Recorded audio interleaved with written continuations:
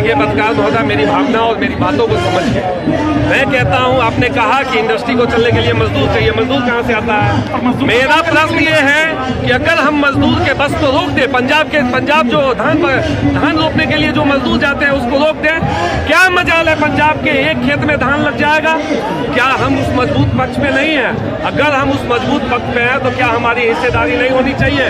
मैं आपको आजादी के समय का एग्जाम्पल देता हूँ। भाखड़ा नागल डैम से पहले कोसी प्रोजेक्ट आया था, तो उस समय में आजाद भारत में, गुलाम भारत में जो पाकिस्तान के जो पहला प्रधानमंत्री बने, लियाकत अली, उन्होंने 20 करोड़ रुपया कोसी प्रोजेक्ट के लिए दिया। लेकिन जब भारत आजाद हुआ, जब पार्टीशन हुआ, पंजाब के किसान आते हैं, वो कहते हैं सारा सिंचित भूमि पंजाब का पाकिस्तान में चला गया, पश्चिमी पाकिस्तान में चला गया, और कोसी प्रोजेक्ट में दिया हुआ पैसा भाखड़ा नांगल डैम में दे दिया जाता है। वहाँ ग्रीन रेवोल्यूशन आता है, और ग्रीन रेवोल्यूशन के कारण वहाँ 50 नए शहर विकसित होते हैं, वहाँ एक बहुत बड़ा मिडिल क्लास होता है। मैं कहता हूँ मेरा हिस्सा छीन के दिया गया।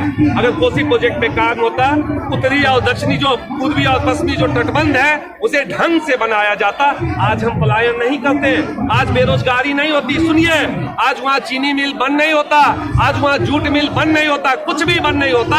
ऐतिहासिक कारण है, भारत सरकार, बिहार सरकार हमारे लोगों का, हमारा शोषण कर रही है, उसी के खिलाफ हम